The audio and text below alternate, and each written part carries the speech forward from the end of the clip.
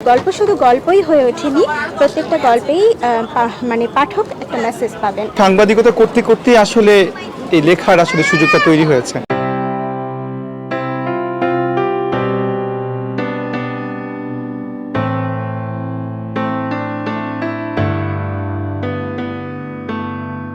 দুই জালে এটা আমার প্রথম কবিতার বই।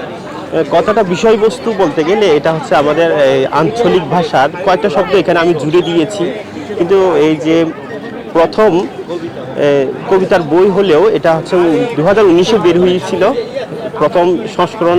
প্রথম মুদ্রণ যখন যাওয়ার পর কিছুদিন বইটা একটু যে কোনো কারণে হয়তো বা যে বাজারে ছিল না, সেজন্য আমি আমার প্রকাশনী দিয়াং পাবলিশার্স থেকে দ্বিতীয় সংস্করণে এনেছি।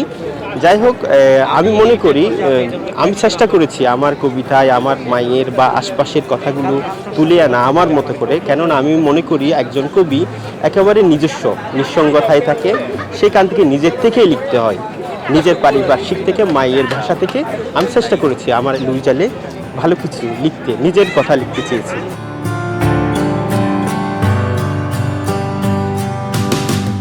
বইয়ের নাম হচ্ছে এবং কাঁটাতার। এটা একটি গল্প গ্রন্থ, প্রকাশ করেছে জাগতিক প্রকাশন। আর বইয়ের বিষয়বস্তু যদি বলতে চাই, বলতে হবে যে বইটাতে 14টা গল্প রয়েছে। প্রত্যেকটা গল্পই একটি আরেকটির সঙ্গে আলাদা, কোনোটার সঙ্গে মিলবে না, বিষয়বস্তু আলাদা, এবং প্রত্যেকটা গল্পেই এক একটা মেসেজ আছে। গল্প শুধু গল্পই হয়ে ওঠেনি, প্রত্যেকটা গল্পেই মানে পাঠক একটা মেসেজ পাবেন। আর বইটির নাম গল্প সম্পর্কে যদি বলতে হয় তাহলে বলবো এবং কাঁটাতার গল্পটা আমরা সবসময় দেখে থাকি বিভিন্ন পত্রপত্রিকায় যে বাংলাদেশ সীমান্ত থেকে কোনো গরু যখন চলে যায় ইন্ডিয়া বর্ডারে, তখন দেখা যায় যে বিএসএফ তাদেরকে কোনো কিছু না জেনেই যখন গরুটা খুঁজতে যায় মালিককে মেরে ফেলে, চোরা কারবারি বা এই ধরনের কিছু সন্দেহে।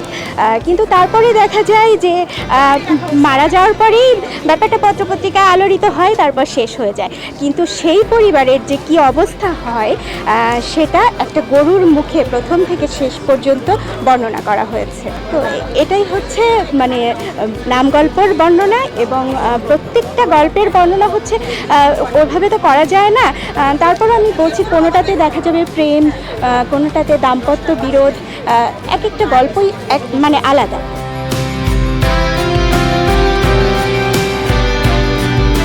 সাংবাদিকতা করতে করতে আসলে এই লেখার আসলে সুযোগটা তৈরি হয়েছে এজন্য যে আমি কয়েকবার কান সফর করেছি, কান চলচ্চিত্র উৎসব কাভার করেছি।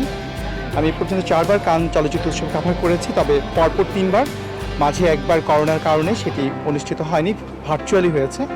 পরের বার আমি আবারও কাভার করেছি, এবং প্রথম 3বার কাভার করার পর আমার মনে হয় না আমি বইটি লিখবো বা কোনো বই লিখবো, এরকম কখনো মনে হয়নি।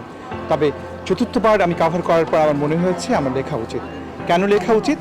আমার মনে হচ্ছে 4র্থবার আমি যখন কাভার করেছি তখন 4র্থবারই বাংলাদেশের একটি চলচ্চিত্র কানের অফিসিয়াল সিলেকশানে নির্বাচিত হয়েছিল, এবং সেই অফিসিয়াল সিলেকশন কখন নির্বাচিত হয়েছে? যখন বাংলাদেশের স্বাধীনতা সুবর্ণ জয়ন্তী। এবং সেটি আবারও কখন?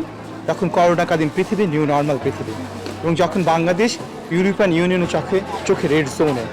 ঠিক তখন খুব কম মানুষ এই ঐতিহাসিক ঘটনার সাক্ষী প্রত্যক্ষ করেছেন। আমি হাতে গুনে বলতে পারি 14 জন বাংলাদেশি সেটি প্রত্যক্ষ করেছেন। তার মধ্যে রেহানা মরিয়ম নূর, তিনি হচ্ছে 8 জন, এবং এছাড়া আরও কিছু চলচ্চিত্র পরিচালক ছিলেন, সামিয়া জামানের মতো নির্মাতা ছিলেন, এছাড়া আর 2 জন মাত্র সাংবাদিক ছিলেন, তার মধ্যে আমি একজন। তো আমার মনে হয়েছে ইতিহাসের এতগুলো প্রপঞ্চ থাকতে কেন আমি ইতিহাসের পাঠটাকে লিখে রাখবো না। তো সেটি আমাকে উস্কে দিয়েছে এই বইটি লেখার, এবং এই বইটি আমি লিখেছি। আরও একটি কৃতজ্ঞতা জানাতে চাই সংবাদ প্রকাশকে, কারণ এই সংবাদ প্রকাশে এই বইটির আমি কয়েকটি পর্ব লিখেছিলাম, 11টি পর্ব লিখেছি, এবং এই 11টি পর্ব লেখার পরেই 4-5টা পরে মনে হয়েছে আমি কেন 2 মোলাটি পড়ি না, এটি হয়তো আর বড় হতে পারে। তখন আমার মনে হয়েছে যে একই সঙ্গে সংবাদ প্রকাশ এটির জন্য আসলে আমি কৃতজ্ঞতার পাশে রাখতে চাই সংবাদ প্রকাশকে, যে তারাও উস্কে দিয়েছে আমাকে। অনেকগুলো ঘটনার কারণে আমি লিখেছি এবং তথাকথিত লেখক হয়েছি।